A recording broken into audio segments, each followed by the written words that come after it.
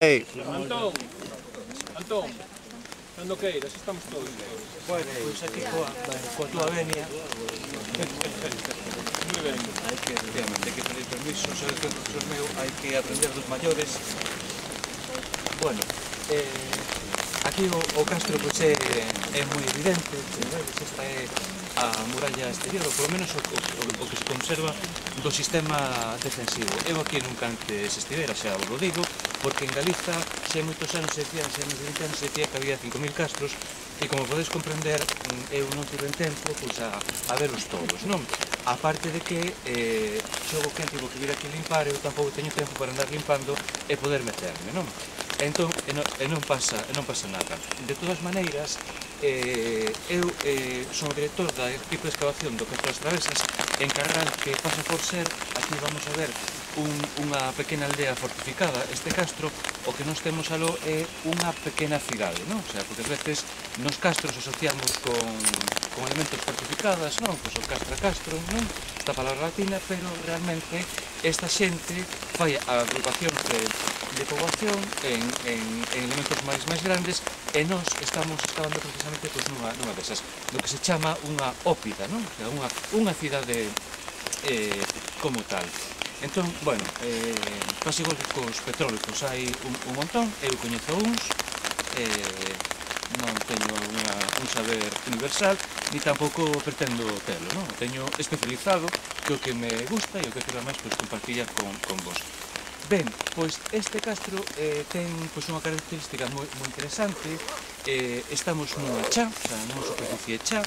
En principio, para un elemento defensivo pode que non sexa o máis acaído, non? O sea, se pensades, pois habitualmente os castros asocianse a sitios altos, non? O sea, que ocupan pois, os cimos, non? De montes. Este non está precisamente nunha desas características. E aquí este dato xa nos está falando sobre a cronoloxía, a que momento cronolóxico se pode corresponder. Ben, inda que isto é unha simplificación, habitualmente a evolución, a secuencia cronolóxica dos castros, pois ten, digamos que, dous grandes momentos, non? O sea, o primeiro, onde aparecen os castros son pequenos e están situados en sitios hiperdefensivos, son momentos en que hai unha escaseza de materiais que se acumulan e se protexen neses sitios. E hai ademais unha gran violencia entre comunidades que non só se dá do noroeste, senón que se dá en toda Europa. Porque con estes materiais traficábase, e digo traficar non polo tema drogadicto, sino polo intercambio de materiais. Pensade, por exemplo, o que foi un auténtico escándalo, a conta da construcción do porto exterior na Coruña atopouse para o século VIII, o sea, para o 800 antes de Cristo, o sea, casi un milenio antes do nacimento de Cristo, non un castro, sino unha factoría de transformación de material, onde estaban xentes especializadas nesta transformación e onde lle teñen que levar ex proceso o material. E permitideme esta brevísima digresión, pero sirve tamén para darlle importancia. Recentemente vi un documental moi chulo que era sobre as minas do rei Salomón, que desmitificaba o tema este, non? Porque todos pensamos na reina de Saba, Etiopía, nada deso. Xusto ao lado do Mar Morto é unha zona con filóns, con praceres cupríferos, e resulta que ali houve unha industria extraordinaria, o sea, que deixou millóns de gangas, como esas merdas que vimos ali amoreadas, do tempo de Salomón. Esas son as minas de Salomón. E por que tivo tanto desenvolvimento? Bueno, porque o cobre era a materia prima importante para aquel momento. Bueno, e había mineiros especializados que levaban o tal. Entonces, imaginando, se para tempos históricos isto persiste escrito na Biblia, o que houve en Punta Langosteira, tamén tivo que ser unha cousa francamente moi interesante. Ben, eso sería o inicio dos castros, pero logo esta tensión entre grupos se vai relaxando e vemos que os castros, por unha parte, se fan grandes e van a sitios que xa non necesitan estar tan hiperprotegidos. Sí que van a manter murallas, e as murallas van a ter dúas funcións que nos vemos agora, porque non quedou o castrexo que nos diga facíamolas por este motivo. Pero bueno, logo vos podo contar como a ciencia ten recursos para ultrapasar estas deficiencias documentais. Cosas moi bonitas. Pois facíanse basicamente por dos motivos. Un, para definir o espazo de habitación, decir, bueno, pois o noso sitio de vivir era este. Pensade, por exemplo, que nos povos indoeuropeos, tais como podían ser os romanos, pois arábase, non? O sea, cando Roma se constitúe como cidade, Rómulo e Remo van con arado, non? Pois para facer ese suco, e dai ven logo xulco, non? O logo máis recentemente rejo, para delimitar o que era pois, o perímetro da cidade. Incluso había un tipo de sacerdocio, os augures, que tiñan un báculo en latín chamado litus, dunha forma que logo vai quedar como o báculo de papas, abades e bispos, que servía pois, para delimitar os perímetros de forma simbólica, non? Entón que os límites para os povos indoeuropeos de aquí e próximos tivo sempre pois, unha importancia grande. E hai unha segunda cuestión polo tema das murañas que fachendear. Meu pai, que xa ten máis de 80 anos, cando tivo que cambiar o coche, que xa non necesitaba para nada, quixo comprar un bon coche para escándalo de miña nai, polo que puderan pensar os vecinos. Entón, isto que é tan galego, como decía Xosé Manuel, non, destas continuidades pouco milenarias e moito centenarias, bueno, pois xa veñen destes señores que temos aquí, non? Entón, eles gastaban, porque facer unha muralla ten unha inversión en forza de traballo, e falo ademais con toda a consecuencia, porque para facela hai consumo calórico e as calorías hai que poñelas. E para poñelas hai que fabricalas en forma de excedentes agrarios. O sea, houve que sementar, e do que sementou tivo que pagarse a actividade de sementa da recolleita, o tempo que viviche sin máis, e logo o tempo concreto de construcción de todo isto. E todo isto, ademais, coincide moi ben neste momento evolucionado, porque este castro, outra das cousas moi interesantes que ten, é que é moi grande. Ten unha extensión do perímetro da muralla de casi 2 hectáreas, que é mogollón. Habitualmente ronda unha hectárea e media, nos casos máis grandes. Nos travesas temos 12, o sea que aquí xa non hai... Pero un castro solo son máis. O noso? Sí. O noso é un solo. Claro. O noso é un solo. Sen dúda. Teño unha pregunta. A ver, se o castro de Borneiro, a aldea de Borneiro... O castro de Borneiro é unha aldea de pescadores. Non tiña, o sea, eu non está situado nun alto, nin... pero é antiquísimo, é do século VIII, sei. Eso, polo menos, din os panéis que están ali. Non será? Está nun medio alto. O sea, o castro de Borneiro non está nunha chaira como esta. Pero non está, como viste tan inaccesible. A mí o que me sorprendeu cando fun velo, precisamente foi iso que... Ben, vamos a ver, porque non en todos os sitios ten sitios hiper inaccesibles. O sea, ti imagínate que nos fóramos aquí, labregos e gandeiros, e que fóramos dese momento. Ti deixarías de vivir en Borneiro se necesitas un sitio para sentarte e ter un área de explotación para poder viver? Ti tedes que adaptar. Ti igual o que non vas é pois un pouco máis abaixo a Ponteceso, que echan e aí te poden zurrar, non sabes? Pero ti tamén tens que aproveitar un pouco pois a conxuntura xeográfica que tes no entorno. Pero Borneiro está nun altiño, ou non? Sí, pero moi accesible. Mira, Bueno, moi accesible. Mira, unha pregunta. O sea, entre a ría de Ferrol e a ría de Ares hai unha península, non? E a mí me enseñaron un estudio que os castros estaban determinados como se houbera unha alianza entre eles. Non sabes, por un lado cerraban a tal e depois se comunicaban entre sí. Non sei. Ahora vamos con eso. Ahora vamos con eso.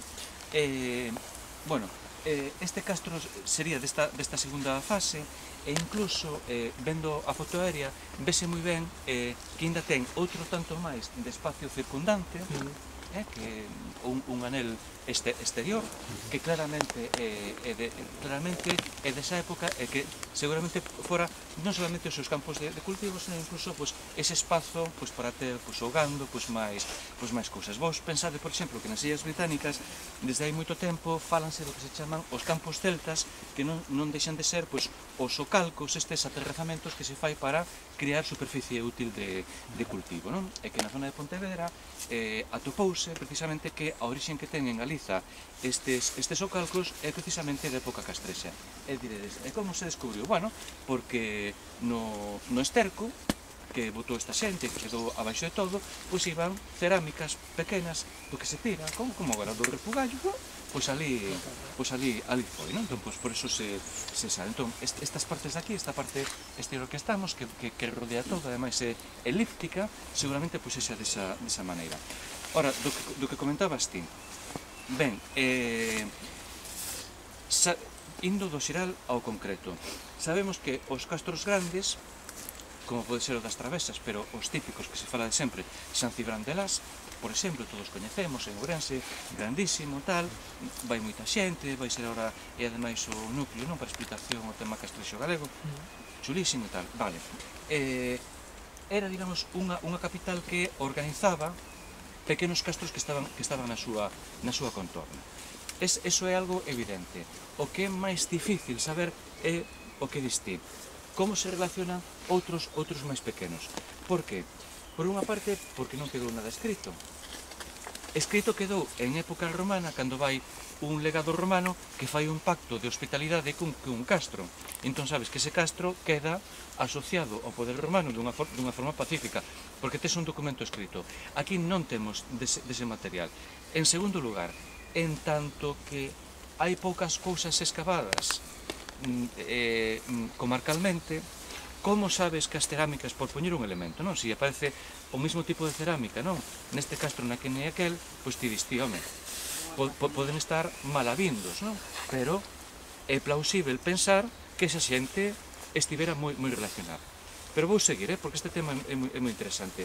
Recentemente, e ademais tivo moita repercusión nos medios, un bon amigo surxe allá, bueno, pois ademais de decir cousas moi provocadoras, como que os castrexos eran polígamos, as familias non quedaron, entón é difícil saber se eran polígamos ou non. Pero bueno, está ben provocar para que a ciencia... Non, xa para non quedar nos tópicos de sempre, non? Está, e se lo di tamén é por cousas.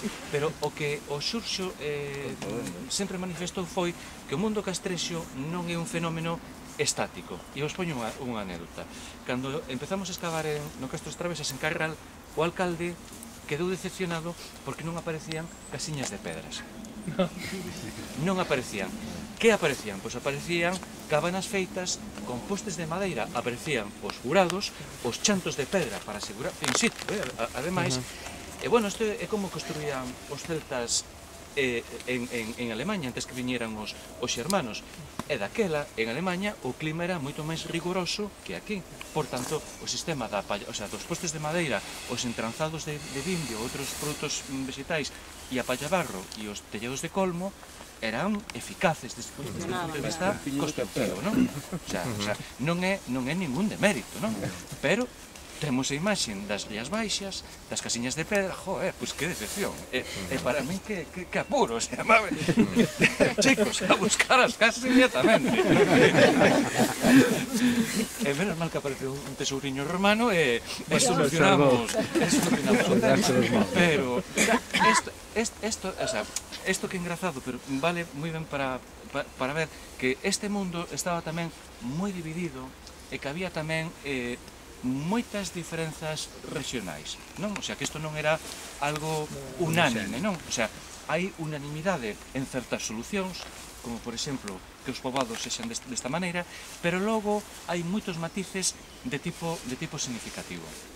Porque se que a xente construía co que tiña o carón, se buscaba a vida como podía. Sí, e había pouca comunicación, non había tanta comunicación como para que o castro de Santa Tegra fora igual que un de Ortigues. Sí que había, sí que había.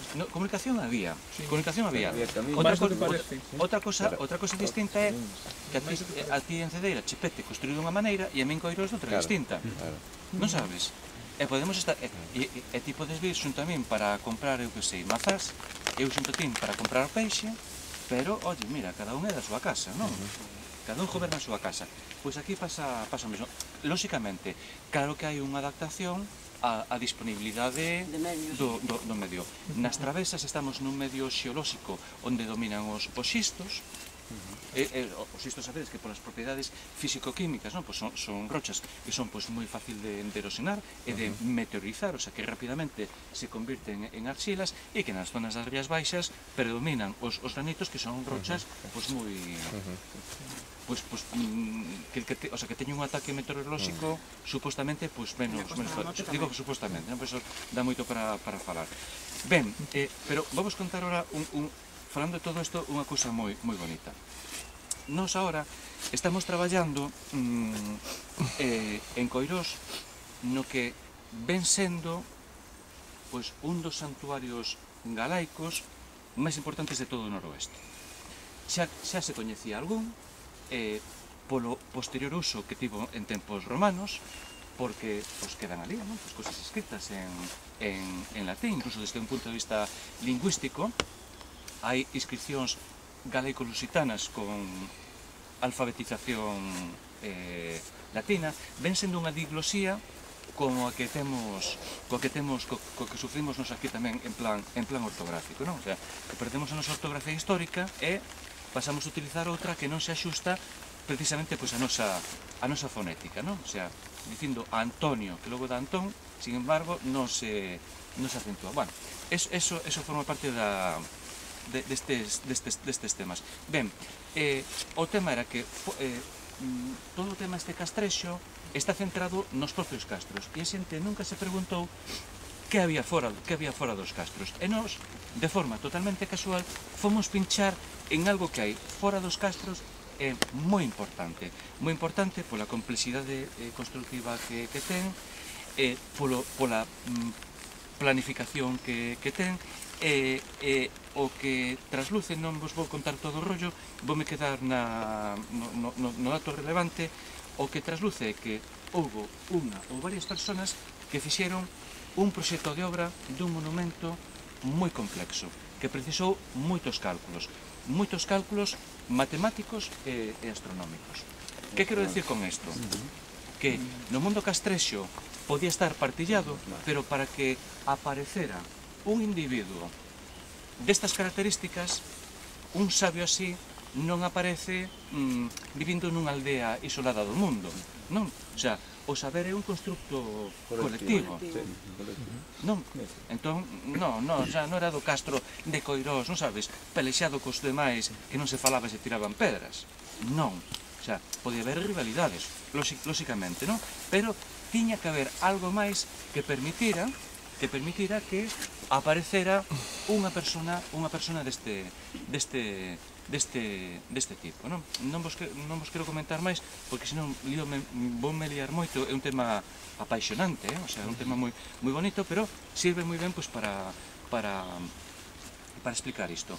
E outro detalle máis que explica tamén as dimensións grandes deste castro é que, fixádevos, no entorno no que estamos nun entorno inda que predominan as masas boscosas, estamos nunha zona baixa onde efectivamente hai masa boscosa, pero tamén temos zona de policultivos. E pensemos entonces en claves de productividade agraria, non?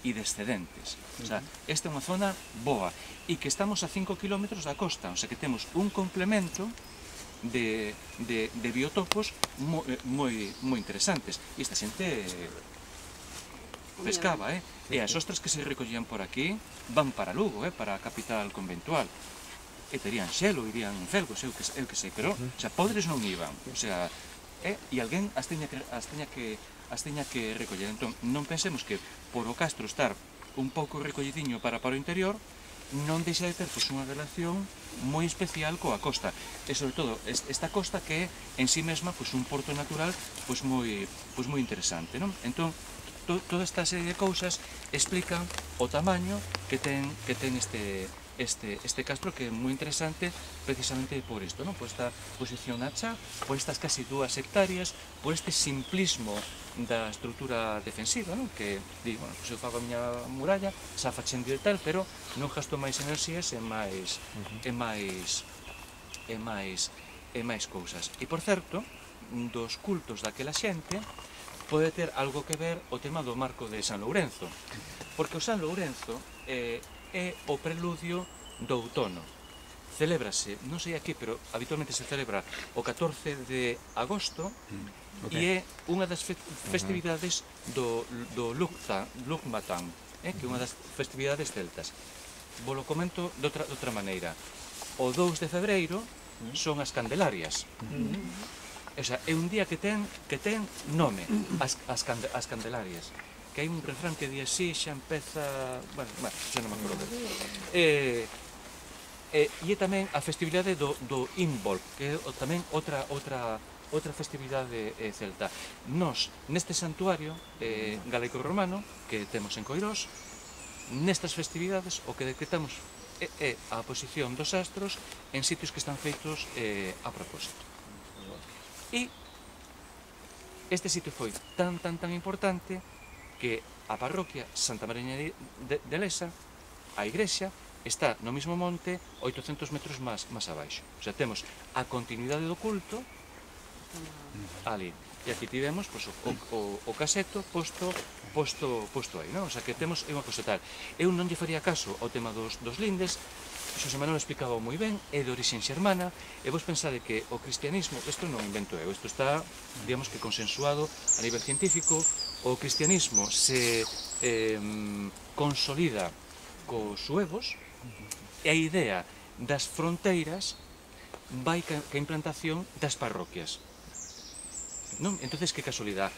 Marco, parroquias, entonces, do que estamos é seguramente da continuidade dun culto desta xente, pero na época xa sueva. E non nos extrañe, porque para aquela época San Martiño Dumiense estaba co de corritorio en Rusticorum, xa dicindo, deixa de adorar pedras, fontes e rollos. Santo Eloi en Portugal tamén andaba dicindo o mesmo, e logo houve un montón de congresos e de sínodos prohibindo este tipo de cuestións, non? O sea, que tivo unha pervivencia bastante prolongada, non? E bueno, simplemente quedo para que logo non me esqueza, Gloria, que tens que xestionar o tema este de a Pena Furada en Coirós, este santuario. Estamos dando unhas charlas moi chulas, moi amenas e moi dinámicas, nun formato que se chama Barferencia. Entón, para o día 4 de maio, que é venres, temos ese día libre. Entón, nos diríamos sin problema ningún aquí a dar unha barferencia. Que podíamos falar con Miro, eu pensei, eu dixen así a bo de pronto. E digo vos que vai vos gustar moito. Vai vos gustar moito, é moi ameno, con moita imaxe, con moito audiovisual, son 30-40 minutos, non dura máis, e é unha oportunidade moi boa de ver algo que neste momento é unha novidade sensacional, e que ademais é dun gran rigor científico, non? Porque o que estou moi en contra é, bueno, pois das licencias poéticas. Esta é a pedra de non sei que, bueno, isto porque usted tamén o facía este Carlos Maside, o pintor. Isto está todo a base de observación empírica, e o bonito é que precisamente ali non quedou druida, pero a través da aplicación de métodos científicos, que significa rigor e observacións empíricas, vas falando, o sea, vas entendendo o porqué se fixeron as cousas. Entón, son elementos moi evocadores, pero científicamente son